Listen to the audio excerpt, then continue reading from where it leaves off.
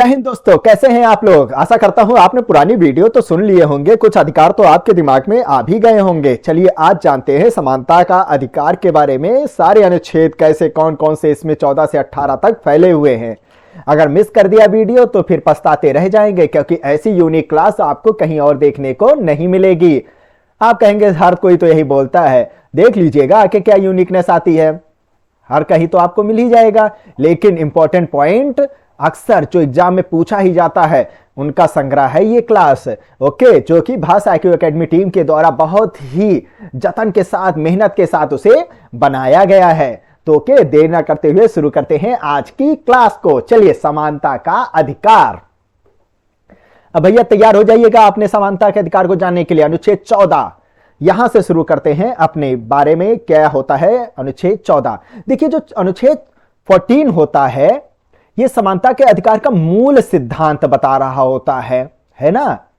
इसमें मूल जो एकदम बताया ही गया है कि हाँ भाई, समान अधिकारता आपको दी गई है। और सबसे बड़ी बात यह होती है, ये हमारे भारतीयों के लिए भी है और विदेशियों के लिए भी है। ओके, ये पॉइंट याद रखिएगा, दोनों लोगों के लिए यह अधिकार दिया गया है अनुच्छेद 14, है ना।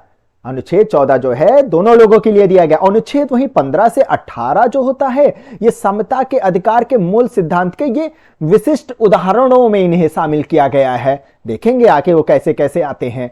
नेक्स्ट पॉइंट है, अनुच्छेद 14 में व्यक्ति शब्द का प्रयोग किया गया है। अगर आपसे पूछ ले संविधान के किस अनुच्छेद में व्यक्ति शब्द का इस्तेमाल किया गया है, तो किसमें आप बताएंगे? अनुच्छेद 14 में किया गया है। यह पॉइंट आप जरूर याद रखिएगा। ओके, नेक्स्ट पॉइंट है, अनुच्छेद 14 में भारत में सभी व्यक्तियों को विधि के समक्ष समता और विधियों के समान संरक्षण का अधिकार भी दिया गया। दोनों मतलब दिए गए हैं, एक विधि के समक्ष जो समता होता है और एक होता है विधियों के समान संरक्षण।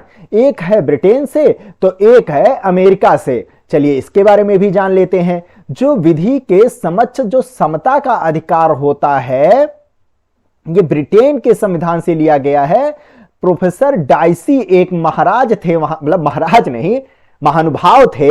इन्होंने बताया था विधि के शासन का स्वरूप ही विधि के समक्ष सभी को समानता का अधिकार इन्होंने दिया था। लेकिन ये एक नकारात्मक अवधारणा पर आधारित है। वो कैसे? मेन बिंदु तो यहीं पर ही आकर टिप जाती है। वो क्या है? टिक जाती है। जैसे कि हम आपको समता का अधिकार तो दे रहे हैं, ऐसा ब्रिटेन के संविधान में कहा गया है। हम आपको समता का अधिकार तो दे रहे हैं, वो अपने नागरिकों को बोल रहे हैं ये चीज कि हम आपको समता का अधिकार तो दे रहे हैं, लेकिन आप पर हम कुछ निर्बंध भी लगा रहे हैं, कुछ बंधन भी आप पर ठोक दे रहे हैं, ताकि आप अपने कानूनों का गलत इस्तेमाल करते हुए ना पाए जाएं। ये पॉइंट है, यही उसमें नकारात्मक अवधारणा को शामिल किया गया है। ओके, यानी कि व्यक्तियों के बीच पूर्ण समानता से नहीं, क्योंकि यह व्यवहारता संभव तो नहीं हो पाता है ना, इसमें पूर्ण समानता नहीं हो सकती है। कुछ समानता की बात इसमें कही गई है। ओके, कि जो विशेषाधिकार, जैसे कि बताया गया, विशेषाधिकार या अध्यारोपित कर्तव्यों के मामलों में समान व्यवहार किया जाएगा, जिनका जैसा अधिकार रहेगा। ओके, ये चीज बताया गया है विधि के समक्ष समता। ओके, अब नेक्स्ट है विधियों के समान संरक्षण। ये क्या होता है? ये अमेरिका में ये बात कही गई है। ओके, अब इसको याद करने का अगर दिमाग में आपसे निकल जाए कौन सा अमेरिका से था, कौन सा ब्रिटेन से था, तो अमेरिका वाला आप याद रखिएगा। क्या हुआ कि वहां के जितने भी स्टेट थे, जब वहां पर आंदोलन चल रहा था, है ना, जब आप विश्व के इतिहास पढ़ेंगे तो उसमें देखेंगे ही, हर एक स्टेट लड़ रहा था, तब उनको एक अलग अधिकार दिया गया। हर एक नागरिक का वहां पर दोहरी नागरिकता चलती है ना, तो हर एक राज्य का अपना अपना एक अधिकार दे दिया गया, है ना, यानी कि उनको संरक्षण प्रोवाइड किया गया। उन्हीं संरक्षण के नाम से याद रखिएगा कि अमेरिका की बात हो रही है, विधियों के समान संरक्षण। इतनी लंबी चौड़ी जो स्टोरी बता दी, ये विधियों के समान संरक्षण से संबंधित है ना। इस संरक्षण को याद करने की ट्रिक से संबंधित है, इसलिए मैंने ये लंबी चौड़ी स्टोरी आपको बता डाली। ओके, तो विधियों के समान संरक्षण अमेरिका के संविधान के भाग मतलब कि अनुच्छेद 14 में ही, उनका जो अनुच्छेद होता है संविधान के 14 में संशोधन द्वारा दिए गए अधिकार के समरूप है। यह एक सकारात्मक अवधारणा पर इसमें आधारित है। इनमें किसी भी प्रकार का नकारात्मकता आपको देखने का मतलब नहीं मिलेगा आपको, यानी कि समान परिस्थिति वाले व्यक्तियों को समान विधियों के अधीन रखना तथा उसे समान रूप से लागू करना है इसमें, है ना। जो समान परिस्थिति वाले व्यक्ति हैं, जिनका जो अधिकार है, जैसे कोई विशेषाधिकार वाला व्यक्ति है तो उसके साथ सेम व्यवहार किया जाएगा, कोई गरीब है तो उनके साथ अलग व्यवहार, सेम व्यवहार किया जाएगा, या कोई मतलब कि कोई महिला है तो उनके साथ कैसा अलग कानून बनाया जाएगा, अलग व्यवहार किया जाएगा। मतलब एक कानून तो कॉमन रहेगा, एक कानून उनके लिए अलग चलता रहेगा जो उनको संरक्षण प्रोवाइड किया जाएगा, है ना। कि मतलब हर किसी के लिए एक समानता बरती गई है इस चीज में। तो ब्रिटेन में तो समता की बात कही गई थी, अमेरिका में संरक्षण की बात कही गई थी। भारत ने दिमाग लगाया, कहा हटाओ, ना हम ब्रिटेन की लेंगे ना हम अमेरिका की लेंगे, हम एक काम करते हैं दोनों की ले लेते हैं। यानी कि भारत के अनुच्छेद 14 में विधियों के समक्ष समता और विधियों के समान संरक्षण दोनों को शामिल कर लिया गया है। ओके, ये पॉइंट आप याद रखिएगा। चलिए, अनुच्छेद 14 को इसमें नैसर्गिक न्याय का सिद्धांत, नेचुरल जस्टिस की बात कही गई है। ये पॉइंट याद रखिएगा। जो हमारी प्रकृति है उसका भी एक अपना कानून चलता रहता है। चलता है कि नहीं चलता? कर्मा वर्ड सुने हैं, जो जैसा करता है वो वैसा भरता है। कुछ वही चीज प्रकृति से समझ लीजिए ले ली गई है। हमारे संविधान के अनुच्छेद 14 में नेचुरल जस्टिस की बात इसमें कही गई है, नैसर्गिक सिद्धांत की बात कही गई है। ये पॉइंट आप याद रखिएगा। ओके, ये अक्सर क्वेश्चन में पूछ लिया जाता है और पूछा भी गया है। नैसर्गिक न्याय का सिद्धांत किस अनुच्छेद में किया गया है? तो अनुच्छेद 14 में किया गया है, 14 में किया गया है। चलिए, मिनर्वा मिल्स बनाम भारत संघ 1980 का मामला सुन लेते हैं, नहीं तो बेचारू मिनर्वा मिल्स नाराज हो जाएंगे। इनके बाद में 1980 सन याद रखिएगा, 1980 में यह बात आई गई थी, यह वाद आया था। इसमें बात कही गई थी अनुच्छेद 14 में निहित विधि के शासन को संविधान का आधारभूत ढांचा घोषित किया गया है, एक बेसिक स्ट्रक्चर घोषित किया गया है जिसको आज तक कोई परिभाषित ही नहीं कर पाया है। जब पूछा जाता है भैया न्यायालय हमको एक काम कर दो, सरकार पूछती है, हमेशा पूछती है, न्यायालय एक बात बता दो यार, हमको ये आधारभूत ढांचा समझाए दो। न्यायालय दिमाग लगाता है, काहे समझाई, जब जरूरत आई है जन्म ले ली है आधारभूत ढांचा। ये सेम वैसा ही है, जब जब धरती पर पाप बढ़ता है तब तब भगवान का अवतार होता है। वही तो है आधारभूत ढांचा। जब जब पाप बढ़ेगा आधारभूत ढांचा निकल निकल कर आएगा और भारतीय नागरिकों के मूल अधिकारों की रक्षा करता जाएगा। ओके, तो ये है अनुच्छेद 14 में मिनर्वा मिल्स बनाम भारत संघ 1980 के वाद्य में यह बात कही गई थी। धर्म आदि के आधार पर विभेद का प्रतिषेध। अब इस पर क्या बात कही गई है, इस पर भी हम जान लेते हैं। ओके, तो देखिए इसमें 15(1) में यह बात कही गई है, धर्म जाति मूल वंश लिंग जन्म स्थान। ओके, गाने की तरह याद रख लीजिए, धर्म जाति लिंग जन्म स्थान। ओके, धर्म जाति लिंग वंश जन्म स्थान, इनके आधार पर कोई भी किसी से किसी भी प्रकार का कोई भी विभेद नहीं कर सकता है कि भैया तुम इस धर्म के हो, तुम इस जाति के हो, तुम इस वंश के हो, तुम हमारे कैटेगरी में ही आते हो, हमारे साथ नहीं बैठ सकते हो। तो ये जो हमारा मूल अधिकार है, हमारा संविधान है, कहता है चुप हो जाओ, नहीं तो हमारा पन्ना खुल जाएगा, 15(1) पढ़ देंगे, अभी हालत खराब हो जाइए तुम्हारा। ओके, तो ये बात कही गई है। फिर नेक्स्ट पॉइंट है, भाषा या निवास स्थान के आधार पर विभेद किया जा सकता है। ओके, यानी कि किसी की कोई भाषा है, भैया हमार भाषा अगर कुछ भी हो, मान लीजिए किसी की अवधी है, किसी की भोजपुरी है, किसी की तेलुगु है, किसी की कन्नड़ है, किसी की कुछ भी है, किसी की लवलू है, किसी की पौलू है, तो मतलब उस आधार पर वहां पर विभेद हो सकता है, उसमें दुई राय नाय है। निवास के आधार पर भी विभेद किया जा सकता है। फला इंसान फला जगह के फला जगह से संबंधित है, तो इस आधार पर भी विभेद किया जा सकता है। इस पर किसी भी प्रकार का रोक टोक नहीं लगावा गया है। ओके, तो भाषा और निवास के स्थान, मतलब निवास स्थान के आधार पर विभेद किया जा सकता है। ओके, नेक्स्ट है अनुच्छेद 15(4). इसमें क्या बात कही गई है बार।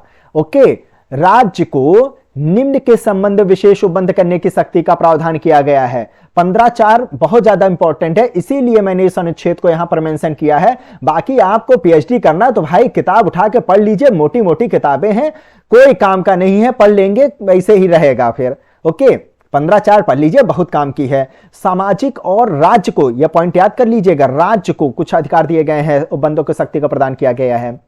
सामाजिक शैक्षणिक, पॉइंट टू बी नोटेड, सामाजिक और शैक्षणिक दृष्टि से जो पिछड़े हुए नागरिक हैं उनको अधिकार की बात कही गई है। इसमें अनुसूचित जातियों के लिए अधिकार की बात कही गई है, अनुसूचित जनजातियों के लिए 15(4) में बात कही गई है। यह पॉइंट याद रखिएगा, इनको किसी भी प्रकार का विभेद नहीं किया जाएगा।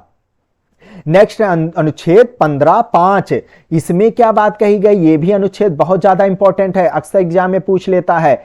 इसमें निजी शैक्षणिक जो संस्थान होते हैं, प्राइवेट जो कॉलेजेस, अन्य चीजें जो होती हैं, उसमें प्रवेश के संबंध में राज्य को सामाजिक और शैक्षणिक दृष्टि से पिछड़े वर्गों, अनुसूचित जातियों, अनुसूचित जनजातियों के संबंध में विशेष उपबंध करने की शक्ति प्रदान की गई है। यानी कि अनुच्छेद 15 और अनुच्छेद 15(4), अनुच्छेद 15(5) जो होता है, इसमें कुछ विशेष अधिकार दे दिया गया है पिछड़े वाले लोगों के लिए, अनुसूचित जातियों के लिए, अनुसूचित जनजातियों के लिए, जो कि कॉमन से संबंधित नहीं है। इनको कुछ रियायतें, कुछ आरक्षण इसमें दिए गए हैं।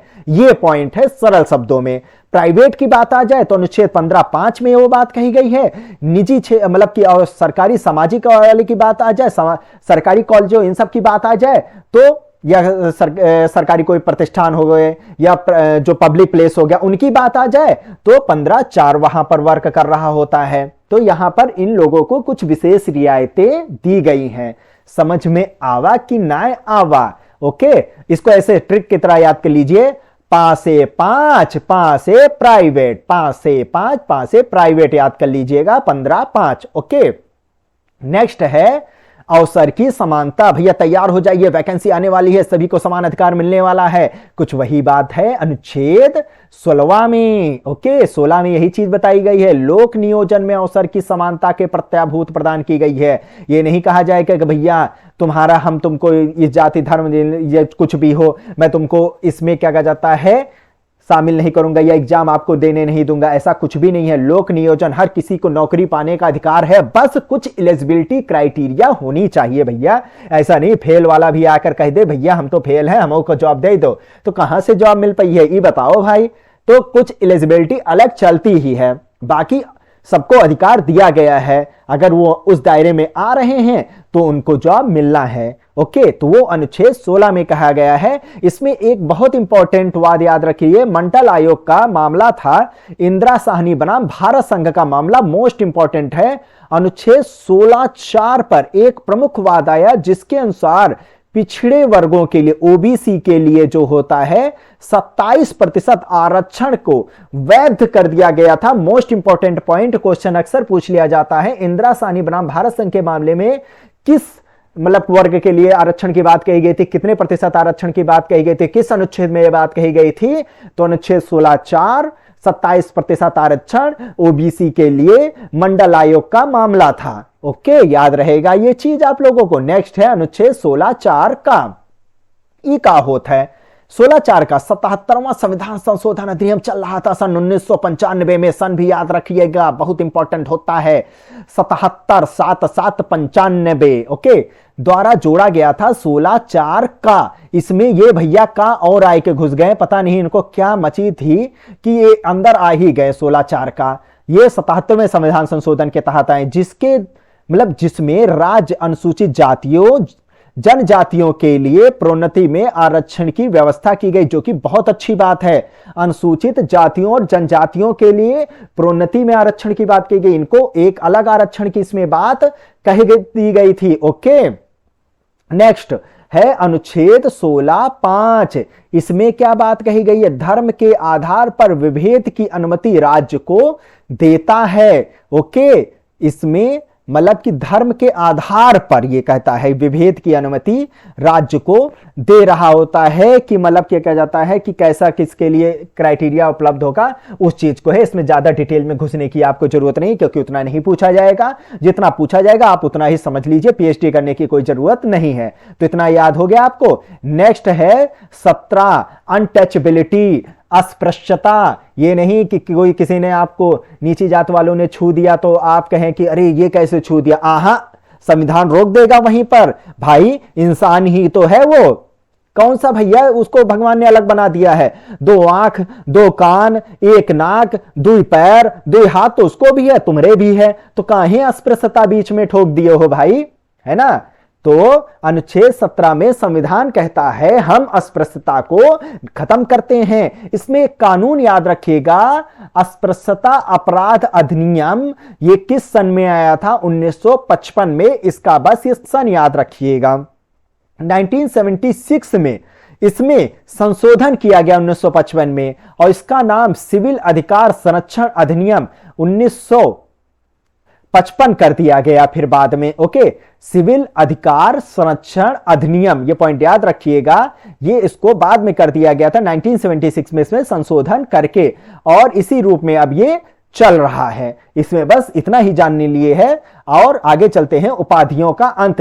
जो भारी भरकम आप गाड़ियों में लगा हुआ देखते रहते हैं, भागी बड़े बड़े एम्बेसडर गाड़ी चल रही है, उसमें एकदम उपाधि लगी हुई है कि हम भैया फला विधायक, फला कर्मचारी, फला धमाका है। तो मतलब वो चीजों से संबंधित है। यहां पर इसमें कहा गया है अनुच्छेद 18(1) के अनुसार राज्य जो है सेना अथवा विद्या संबंधी सम्मान के सिवाय कोई उपाधि प्रदान नहीं करेगा। यानी राज्य जो है वो केवल सेना और विद्या संबंधी सम्मान ही प्रदान करेगा, उसके सिवाय कोई अन्य उपाधि नहीं मान्य होगा। ओके, अब चलते हैं बालाजी राघवन बनाम भारत संघ के मामले में। इनमें एक मामला फंस गया था बालाजी के टाइम में। इसमें सर्वोच्च न्यायालय द्वारा धारित किया गया, उन्होंने बताया कि भारत रत्न, पद्म विभूषण और पद्म श्री कुछ लोग लगा देते हैं जैसे कि, और कह देते हैं फिर इसके खिलाफ याचिका दायर हो गई। कहा कि भाई ये तो उपाधि है, इसको कैसे आप लोग क्या जाता है उपाधि मतलब नाम रख सकते हैं। मतलब उपाधियों में जैसे कह दिया गया सेना और विद्या संबंधी ही सम्मान की बात कही गई है, तो भारत रत्न, पद्म विभूषण, पद्म श्री, है ना, इसको क्यों आप लोग अपने ऊपर रख रहे हैं? ये भी तो एक उपाधि मिली है आपको। तो सर्वोच्च न्यायालय बीच में आया, उसने कहा नहीं भैया ये उपाधि ना है, बिल्कुल नहीं। भारत रत्न, पद्म विभूषण, पद्म श्री उपाधि नहीं है, ये तो सम्मान है। ये उपाधि के अंतर्गत नहीं आता है, यह उपाधि नहीं एक सम्मान है। इसको लगा दोगे तो कोनो बात ना है भाई, सम्मान ही तो है भारत रत्न।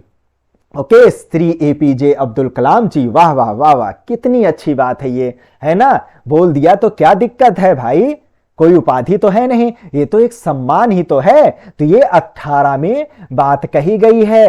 ये चल रहा था हमारा 14 से 18। नेक्स्ट हम पढ़ेंगे स्वतंत्रता का अधिकार। देरी क्यों, लगे रहिए, जुड़े रहिए हमारे भाषा IQ एकेडमी के साथ। तो आज बस इतना ही। जय हिंद, जय भारत।